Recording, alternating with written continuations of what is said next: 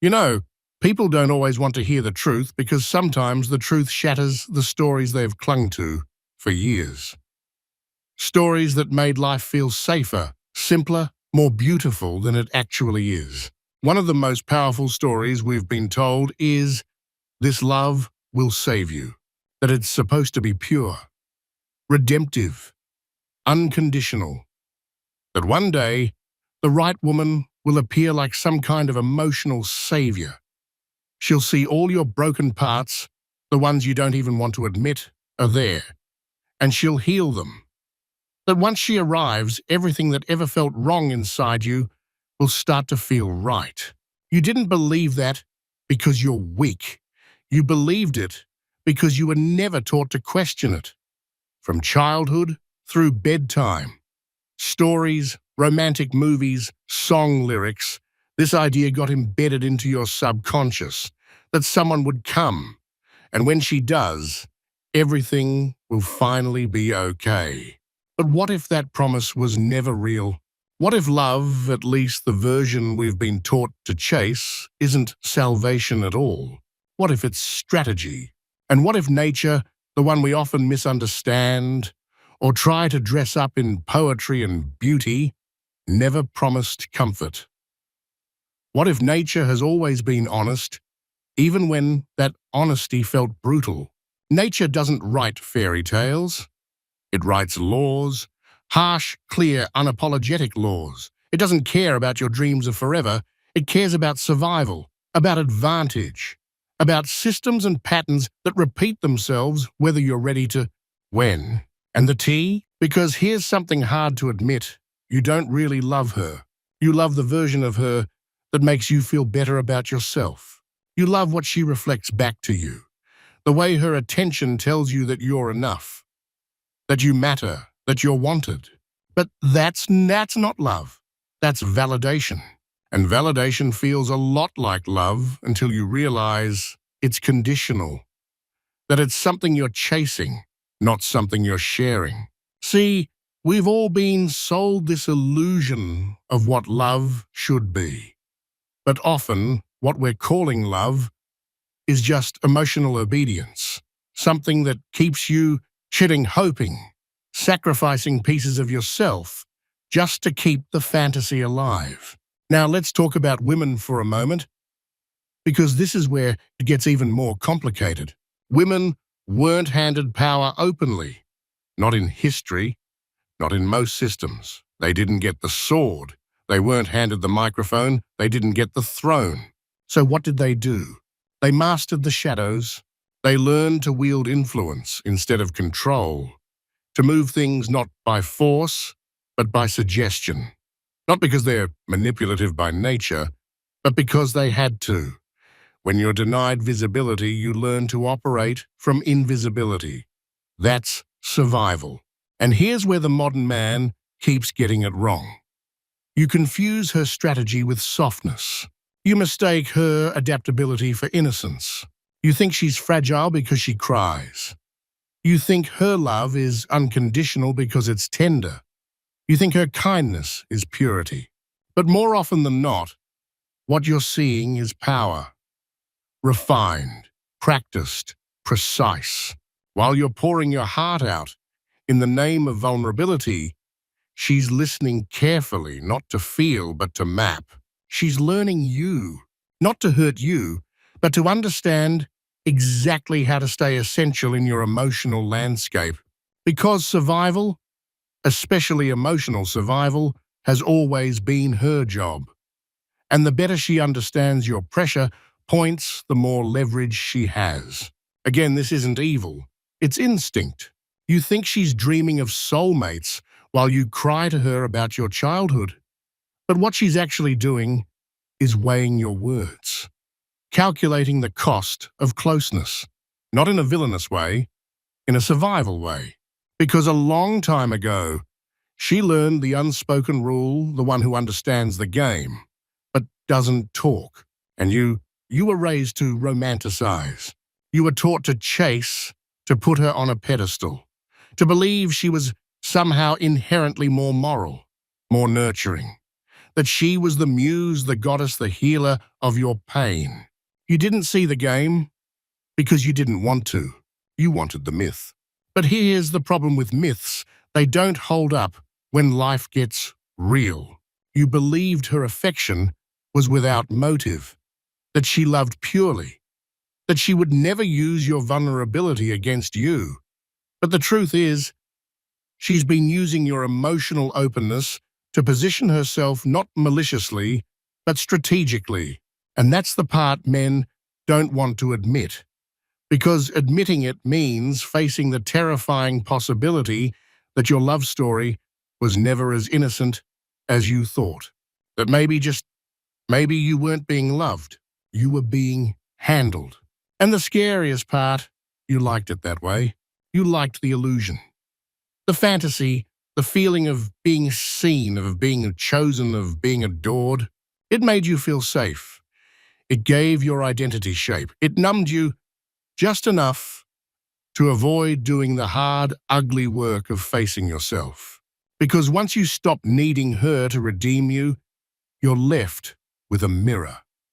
And you might not like what you see. That's not heartbreak, that's exposure. But fear is a shapeshifter, and one of its most seductive forms is romantic devotion. You think you're giving your heart away out of love. But if you look deeper, you'll see it's a negotiation.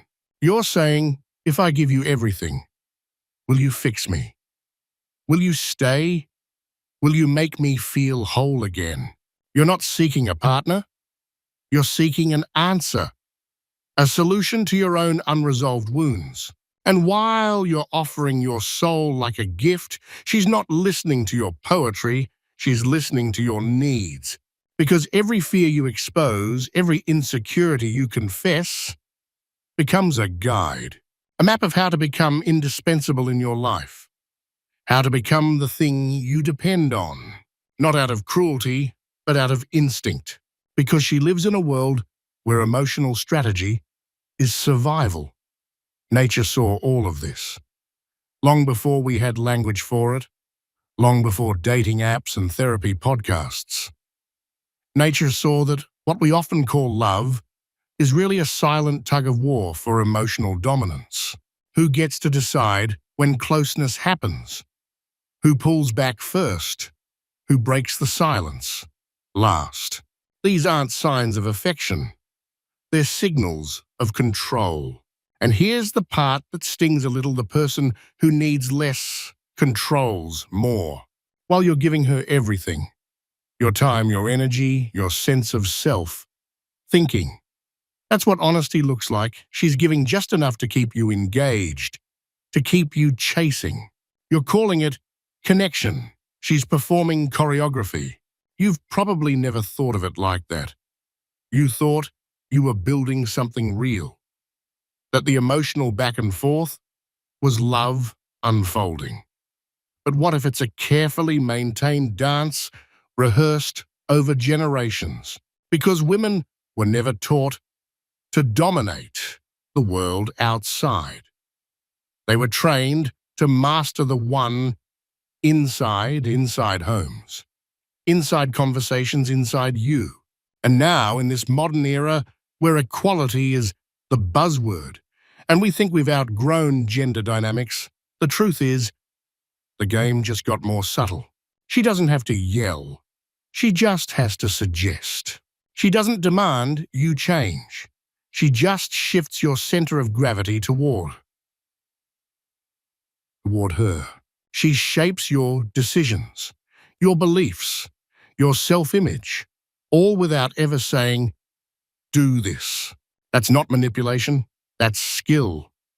That's mastery. And you call her mysterious, enigmatic, impossible to understand. But maybe it's not that she's a mystery. Maybe it's that you've never really questioned the myth you built around her. You still think love is about unity, about merging two souls, about becoming one. She knows love is about leverage. And when she pulls away, you're not haunted by her absence. You're haunted by the loss of your reflection in her. Because she wasn't just a person. She was a mirror. a symbol, a stage for your performance. You never really loved her. You loved how you felt around her. You loved the idea that in her presence you were finally enough. But here's the gut punch. When she stops playing the role you cast her in, you call it betrayal. You say she changed, that she gave up. But did she betray you, or did she just stop acting? She didn't deceive you. She simply stopped reading from your script. The real betrayal is that you weren't loving her. You were loving the fantasy of who she was supposed to be. The muse, the healer, the redeemer.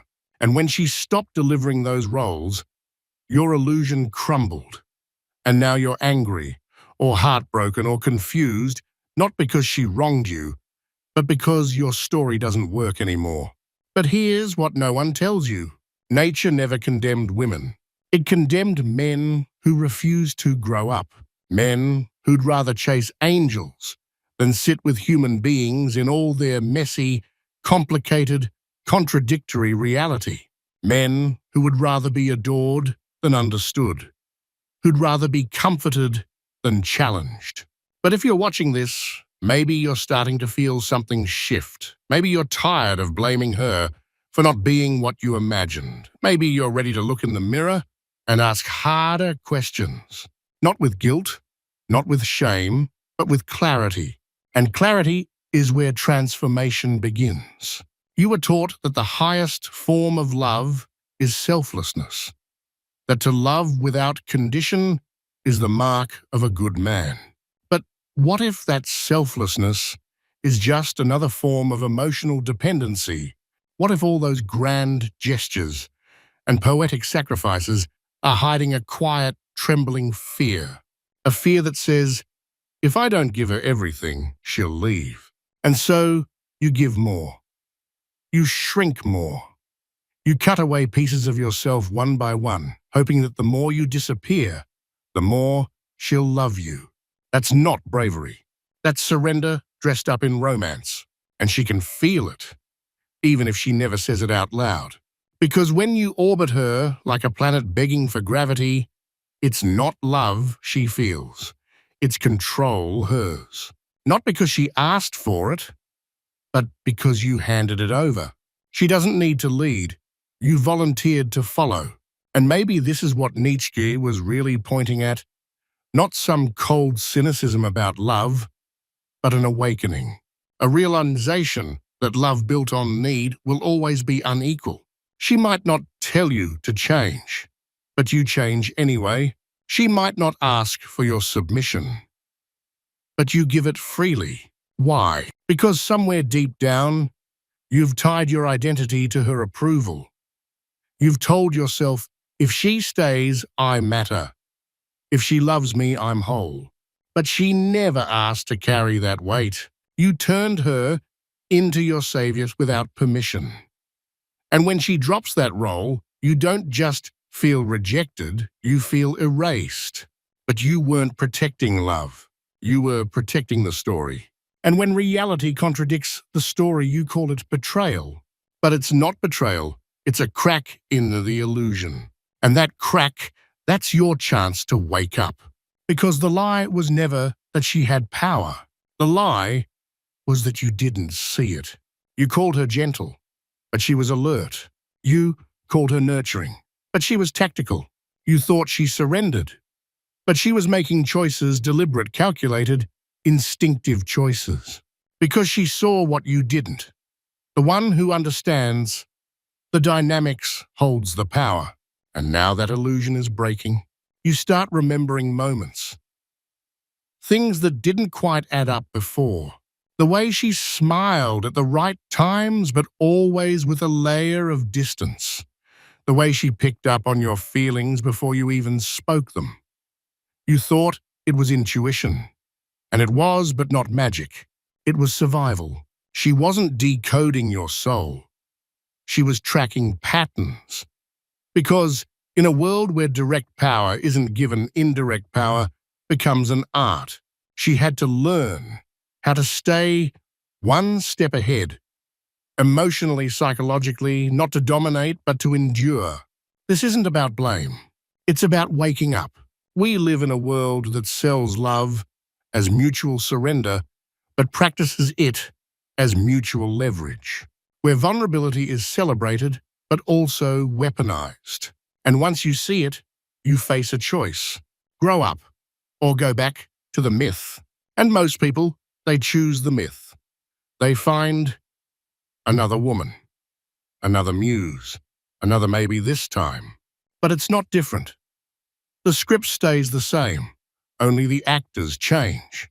Until you stop needing her to play the part, you'll never meet the person behind the mask. But what happens when the mask is gone? When you finally stop chasing fantasy and start seeing what's been right in front of you, not a symbol, not a savior, but a human being. What you'll find isn't cruelty. It isn't manipulation. It's instinct. A woman shaped by centuries of systemic imbalance who learned to master the subtle arts because she was denied the obvious ones. She didn't choose emotional strategy because she wanted power over you. She chose it because it was the only power she was allowed to have. In a world that never gave her the sword, she became the wind. She learned to bend, to whisper, to shape, to sense before speaking, to feel before acting. She became the master of suggestion, of timing, of nuance. And you weren't taught to see that. You were taught to fall for the story, to seek redemption in her arms, to mistake emotional dependency for devotion. But here's your invitation. Don't ask if she's ready to love you. Ask if you're ready to see her without the veil, without the pedestal, without the myth. Because only when you stop needing her to be your answer can you start seeing her as your equal. Only then can love stop being a performance and start becoming a revolution. We've been sold a vision of love that's clean, poetic, pure. A love where the man gives and the woman heals, where the wounds are made whole through affection, where the cracks disappear in the presence of the right one. But love, real love isn't healing. It's not even about happiness. Real love is a confrontation.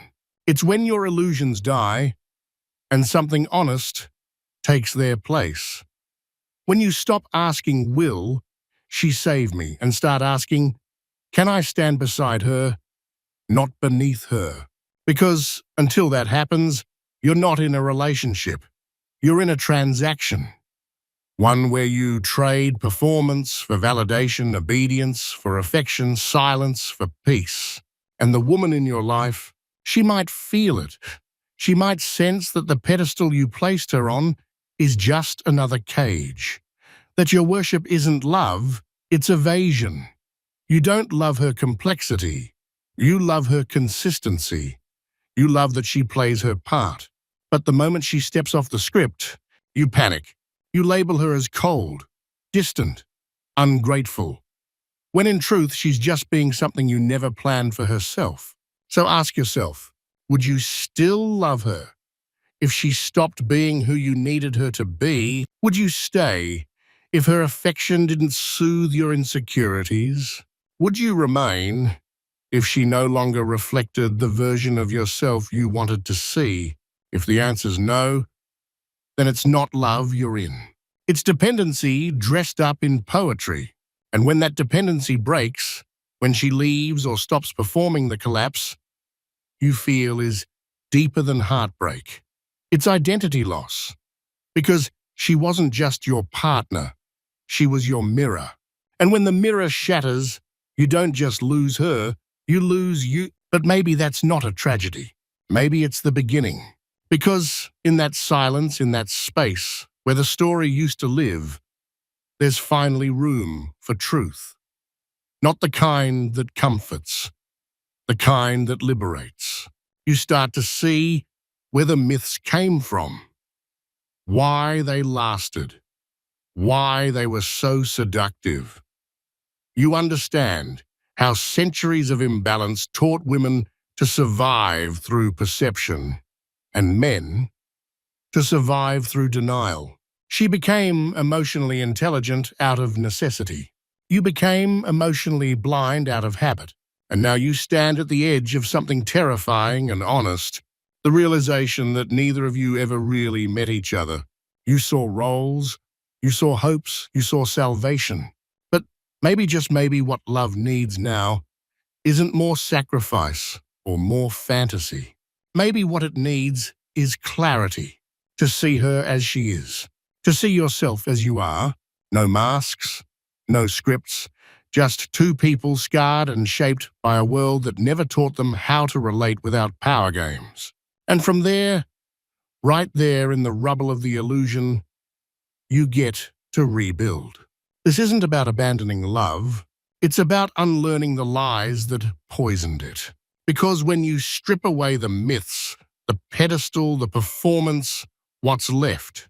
Not fairy tales, not soulmates, but something harder and more beautiful. A woman who sees you clearly not as a broken boy to fix, but as a man who's finally ready to stop outsourcing his healing.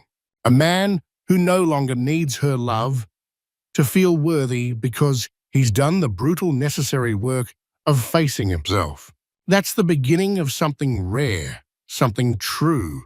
Not love as salvation, love as recognition, where you meet each other in full humanity, not as heroes, not as healers, but as partners.